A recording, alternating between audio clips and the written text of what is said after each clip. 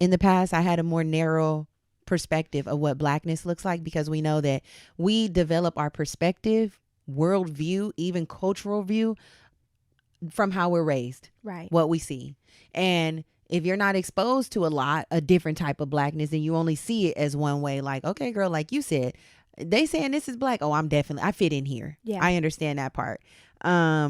So I've been working towards, even now, right, when I see something that does not look immediately like I think it should look, checking the thought around, but why? Right. Like, why am I saying that's ghetto? Right, exactly. Why am I saying that's ghetto, or why am I saying that's not Black enough? Right. You know what I mean? And understanding, like, we all are here having such a unique, different experience, and Blackness does show up in so many different ways. And like you mentioned, you know, your Black experience is your Black experience. There's no way to act Black if you are Black. You just are Black. That's it. So yeah, I'm just making sure that I check myself when thoughts come up about, like, when I'm comparing it, when I truly am holding a measuring stick to what's the standard? Right. What do we say Black is? And being open to the true spectrum. I think we, a lot of times within the community, want to tell people on the outside of the community, Black is a monolith. I mean, Black, we're not a monolith. We are so different. But then when we get inside the community, we do expect it to be a monolith. Yeah. It's like, actually, this is what Blackness looks like. And if you're not meeting this standard, then you're not Black. You're quite right. Which is very interesting. Yeah. So as a people, I'm in here too. Right. We have to hold space for all of us. Yeah. And understand that they Black might not look like yo Black, but it doesn't mean anything that it's right or wrong or different. You know, it's just different. Right. So acknowledging that, like how we show up in our Blackness, our full Blackness, in spaces where we feel like we can show up that way. When do you feel like you've had to show up palatably Black? Listen, child, I don't want nobody to drag me, but I gotta call a spade a spade. When do you feel like you've had to maybe go on the other end of the spectrum? Listen, I'm gonna keep it two Virgils. Obviously, I feel like most of us are having our experiences where we have to show up palatably Black in the corporate space, right? For sure. In your white man gig, but I'm gonna take it outside of there. And y'all know I am a proud soror, aka baby. But I will be honest, I feel like during the interest phase and the rush process, I had to show up palatably Black. Y'all, that is a tongue fucking twister. It is. It's when you put Black behind it. God, you know what I'm saying? I had to show up that kind of Black. On my campus. Now, I'm not going to speak for all sororities. I'm not going to generalize sororities. I'm not even going to generalize mine. I'm speaking specifically to my campus, my grad advisor, and my experience. So, soror, stand with me in the name of Ethel. We're with you. Please. But my grad advisor, she definitely had a standard, a perception of what Black looked like for her for this particular experience. She was looking for a certain type of Black woman, girl, to join this chapter. And I think that because I had tattoos, I didn't meet her standards of Blackness, and I feel like I had to show up even more refined, okay, because sororities and fraternities are giving very much so Jack and Jill. It's an adult Jack and Jill. So I had to show up being different from myself, you know what I mean? Like my tattoos, for her, made me seem like I was ghetto. You know, like, ooh, you don't deserve to be here amongst us. Right. You don't deserve here to be amongst us.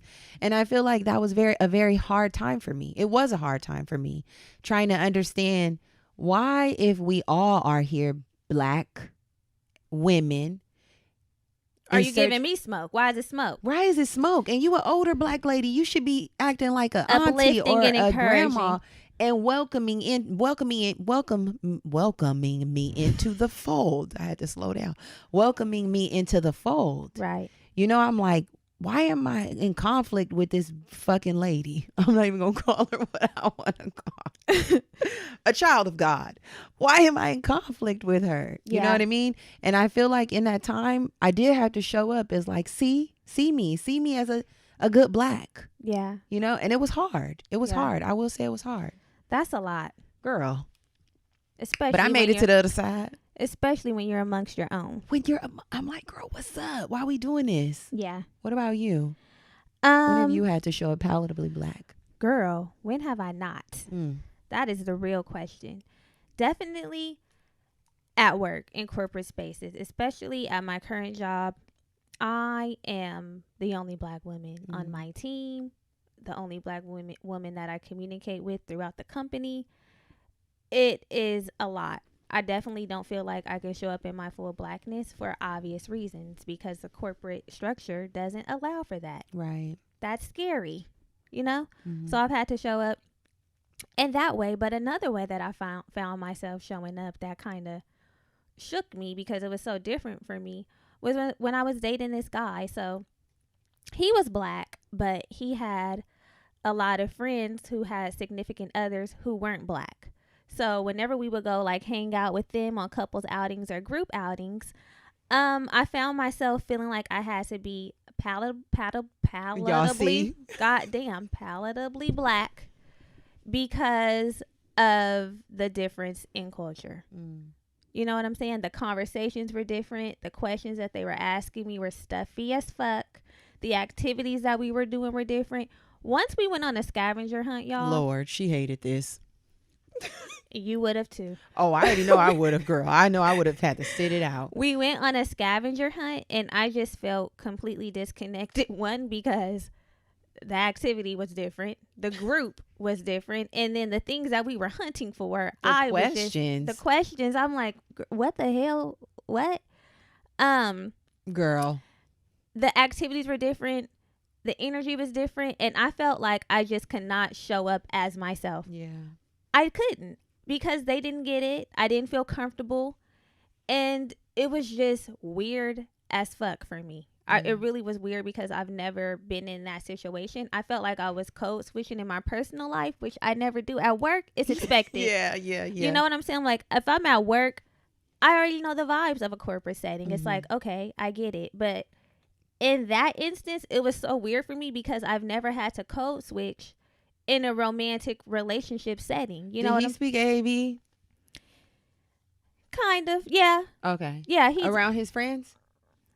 Yeah. Okay. But it was still different, Okay. you know? Yeah. Like dropping some of the AAVE here and there versus really like talking that shit. It's like saying, hey, how are you? Versus what's up, my nigga? Like, you know? Or what's up with it? What's up with it? Like, Yeah. I could not say what's up with it. It's like, I did not feel like I could say what's up with it. Oh my God.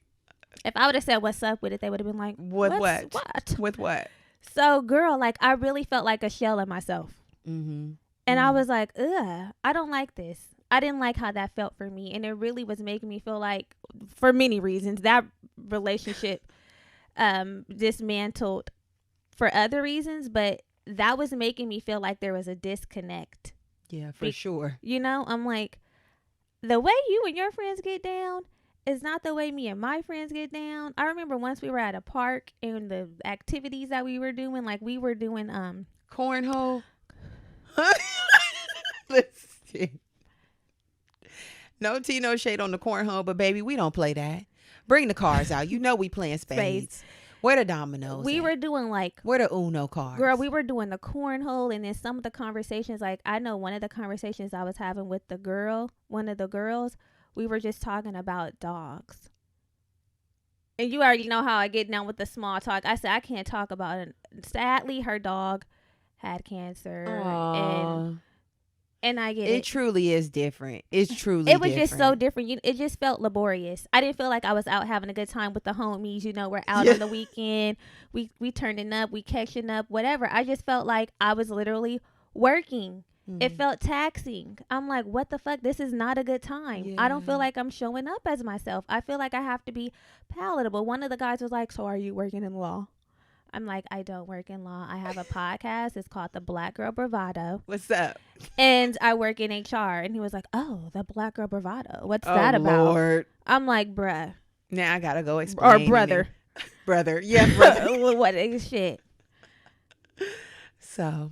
That didn't feel good to me. That made me, and I really was like trying to reconcile how it was feeling. Like, okay, should I just show up fully black and just say, fuck it? Asses. Or what do I do? You know? Right. I had to show up as the majority in that setting. That's how it feels. When you're showing up palatably black, it's like in spaces where you feel like you're the minority and you have to adapt to what the majority Which kills me because truly, we are the only people who have to do.